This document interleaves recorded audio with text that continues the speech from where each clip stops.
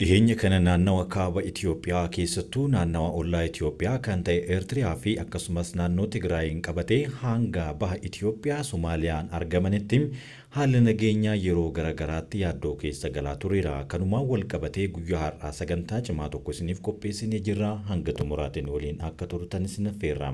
Nageenyi keenya kan kabajaa fi jaalalaa iddoo jirtan hundatti isin haa gahu jechaa gara qophii keenya kan guyyaa har'aatiif qabanneetti isin deebisna. Itoophiyaan keessattuu bara faranjoota 2024 jalqaba irratti Somaalilaand waliin ulaa galaanaa argachuudhaaf erga walii mallatteessiteen booda biyyoota ollaa waliin rakkoo hamaa keessa seente turte. Kanas sababa dippiloomaasiitiin keessattuu Somaaliyaa waliin rakkoo hamaa keessa erga seente booda Turkiitti imaluudhaan kanas gara dippiloomaatiin furuun ishee yaadannoo dhiheenya kanaati. Pireezidaantii Somaalilaand yeroo sana turan Musee Bihii fi Dr. Abiyyi Ahmad yeroo waliigaltee magaalaa Finfinneetti walii mallatteessan sanumaan wal qabatee naannoo gaanfa Afrikaa kanatti rakkoon nageenyaa fi walitti gaarreeffannaan biyyoota kanneen gidduutti hammaataa ture. Masriin duraaniyyuu sababa laga Abbayyaatiif Itoophiyaatti dhaadachaa kan turte rakkoo kana akka fakkeenyaa fi sababaatti fudhachuudhaan Eertiriyaa fi Somaaliyaa waliin yeroo garagaraatti mallattoo garagaraa mallatteessaa turteerti. Kanumaan wal qabatee mootonni biyyoota sadeenii jechuunis Masrii, Eertiriyaa fi Somaaliyaa yeroo sadii ol magaalaa Asmaraatti wal arganii mariiwwan garagaraa gaggeessaa turaniiru. Dabalataanis biyyoonni kunneen ministeerota dhimma alaa isaanii walitti erguudhaan rakkoo keessa isaanii jiru waliin mallatteessuu fi biyyoota galaana diimaa hin daangessine akka galaanicharraa faayidaa hin arganne kan jedhu walii mallatteessaa turaniiru. Itoophiyaan kanarratti hanga ammaatti deebii kallattiidhaan kennuu baattus galaana diimaatti fayyadamuun keenya garuu waan hafuu miti jechuun dubbataniiru. Itoophiyaan gaafii ulaa galaanaa deebii isaa ni argatti moo hin argattuun ammoo waan itti deemnudha. Itoophiyaan ammallee ulaa galaanaatti ishee baasu argachuuf sochii karaa nagaa kamuu taasisuu akka itti fuftu yeroo garagaraatti ni beeksifti. Waliigalteen waggaa tokko dura Somaalilaand waliin taasifte booda erga gaanfa Afrikaa raasee booda Itoophiyaa fi Soomaaliyaan araara buusanii karaa nagahaatiin marii itti fufaniiru. Mariin marsaa biraas eeggamu aangawaan Soomaaliyaa tokko waan Itoophiyaan yaadamee dhihoo miidiyaatti dubbataniiru. Dhimmicha irratti aangawoonni Itoophiyaa hanga ammaatti deebii isa fakkaatu osoo hin kennin kan hafanii fi gaanfa Afrikaatti olaantummaa cimsachuu kan feetu Masriin ammoo irra deddeebiidhaan biyyi qarqara bishaanii galaana irra hin jirre keessattuu galaana diimaa kanatti akka hin fayyadamnee fi humnas akka hin bobbaafne cimsitee mormaa turteerti. Kun immoo kan Itoophiyaan jettuun wal kan mormuu fi yookaan kan Itoophiyaan feetuun kan walitti bu'uudha. Torbaan darbe pireezidaantiin Eertiriyaa Isaayyaas Afwerqii ministeera dhimma alaa Masrii Dr. Badrii Abdallaatii waliin yeroo mari'atanitti dhimma kaasan keessaa tokko kan ta'e waa'ee gaanfa Afrikaa fi galaana diimaati. Galaanni diimaan biyyoonni baha fagoo fi akkasumas warroonni dhihaatis dhufanii kan itti fayyadamanii fi miseensota isaanii achi kaahanii kaampii waraanaa itti ijaarratanii bakka isaan itti leenjii garagaraa kennanidha. Akka miidiyaan Masrii Al-Haram Online jedhamu gabaasetti aangawaan Masrii erga pireezidaantii Abdul Fattah Al-Sisii irraa ergamee pireezidaantii Isaayyaasitti himaniiru. Yeroo Itoophiyaa fi Somaaliyaa gidduu muddamni ture Masrii, Somaaliyaa fi Eertiriyaan tumsa waloo tolfatanii biyyoota sadan kana wal cimsuudhaaf waliigaltee isaanii yeroo garagaraatti mallattoo kaahaa turaniiru.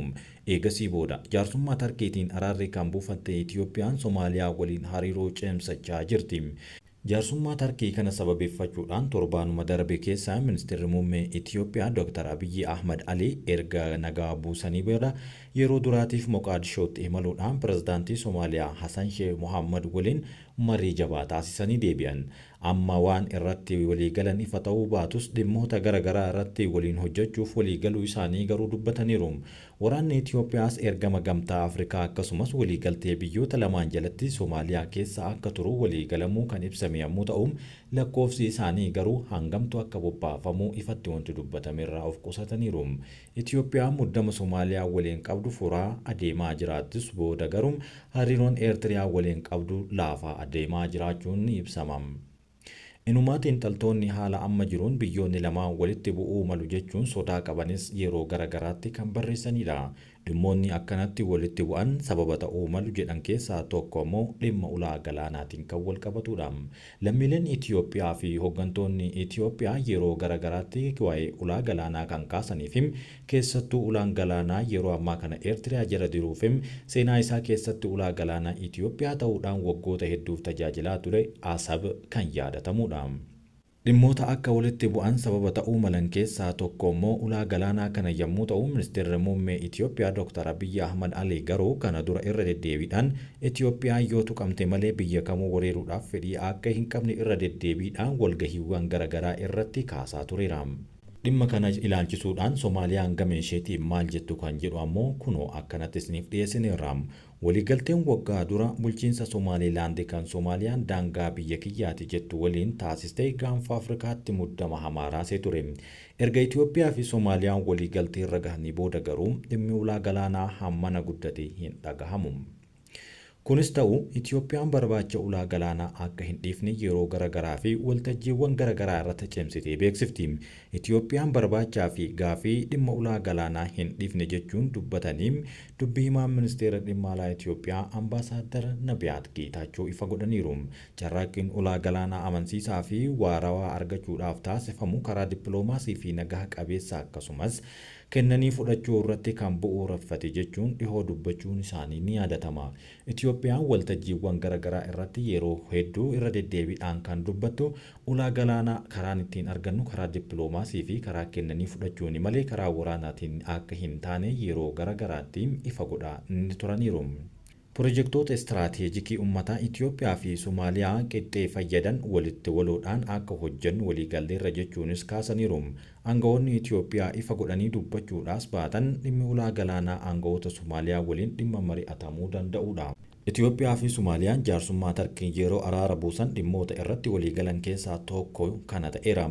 Tokkummaa daangaa Somaaliyaa haala kabajiin Itoophiyaan ulaa galaanaa amansiisaa argachuun ishee faayidaa garaagaraa qabu biyyoonni lamaan beekamtii ni kennu.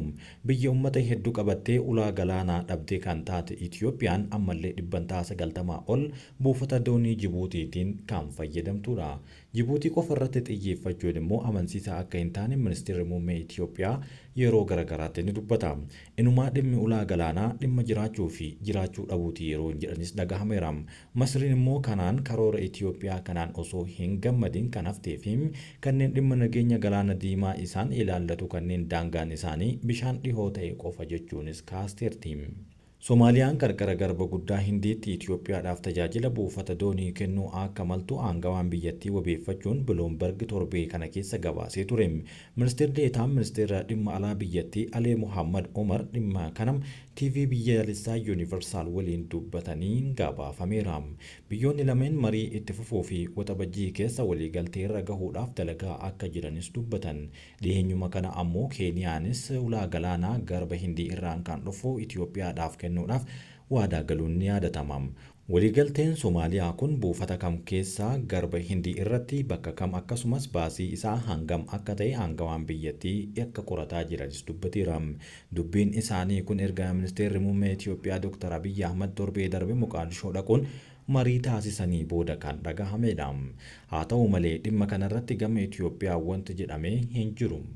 Itoophiyaan bulchiinsa Somaalilaand waliin gaafa waliigaltee seentu dhimmi ijoo irratti waliigalan galaana diimaa qarqara buufata doonii akkasumas humna galaanaa ijaaruu ture. Qabiyyeen waliigaltee sanaa uummataaf ifa ta'us baatu Itoophiyaan ulaa galaanaa kiiloomeetira 20 dheeratu akka argattu garuu murtaa'ee ture. Faallaan immoo Itoophiyaan bulchiinsa Somaalilaandiitiif beekamtii akka kennitu kan ibsamee fi baatii tokko keessa hojiirra oola jedhamus hanga yoonaatti garuu waggaan tokko darbeera. Pirezidaantiin Somaalilaand ministeera muummee Itoophiyaa Dr. Abiyyi Ahmad waliin mallatteesse Musee Bihii filannoon haaraa taasifameen dorgomaa paartii mormituutiin mo'atamanii yeroo ammaa kana aangoodhaan ala bahanii turan. Erga Itoophiyaa fi Soomaaliyaan jaarsummaa tarkii waliigaluun isaanii ibsame hireen waliigaltee ulaa galaanaa kanaa maal akka ta'u wanti beekame hin jiru. Gaanfa Afrikaatti biyyoonni jajjaboon addunyaa Jibuutii, Somaaliyaa fi Keeniyaa mandhee waraanaa tolfatanii loltoota isaanii qubachiisaniiru. Itoophiyaan fedhii naannichaa qabdu guuttachuudhaaf humna galaanaa waggoota dheeraa dura adda diigame waggoota muraasa darban leenjisaa turte. Haa ta'u malee Soomaaliyaanis ta'ee Jibuutiin kana dura akka ibsanitti waan buufata dooniif ta'u malee humna galaanaaf ta'u garuu Itoophiyaadhaaf kennuuf fedhii takkaallee hin qaban. Eertiriyaa waliin araarri yeroo bu'u dhimmi buufata Asabis kanumaaf yaadamee ta'e jechuunis dubbatamaara. Haa ta'u malee osoo hin milkaa'in hafeera. Sababni ijoon aangawoonni Itoophiyaa gara Somaalilaand deemaniifis kanaadha jechuun xiinxaltoonni garagaraa ni dubbatu. Sababni biraa Jibuutiin buufata taajuraa dhiyeessitus Itoophiyaan diddee fi kana kan jedhan yommuu ta'u gaafii kanaaf deebii ammatti argachuun garuu nama dhiba jechuun xiinxaltoonni yeroo garagaraatti barreeffama isaanii keessatti ni dabalu. Kanaaf kan Soomaaliyaan dhiyeessite kan Itoophiyaan fudhatteetti ammatti kana hubachuun garuu rakkisaadha. Akkaataa waliigaltee isaaniitiin Itoophiyaan birmadummaa Soomaaliyaa osoo hin sarbin ulaa galaana diimaatti baasu hoo argachuu dandeessi kan jedhus gaafii hawaasa addunyaa ta'eera. Kun yeroo aangawoonni Somaalilaand aangawoota Moqaadishoo waliin wal ta'an kan milkaa'u ta'uus danda'a jechuun ammatti garuu wanti akeeku akka hin jirre ni kaafama. Guyyoota 3 dura yeroo ayyaanni Adwaa kabajamutti haasaa taasisaniin Itamaajoor Shumeen raayyaa ittisa Itoophiyaa Birhaanuu Juulaa akka dubbatanitti miseensa biyyoota galaana diimaa ta'uun keenya hin hafu jechuun dubbataniiru. Kunis maal akeeka kan jedhu walumaan kan deebifnu ta'a. Kabajamtootaa fi jaallatamtoota hordoftoota qaroo miidiyaa yaada keessan karaa koomentiin nu biraan gahuun dagatina. Nuuliin waan turtaniif galatoomaa.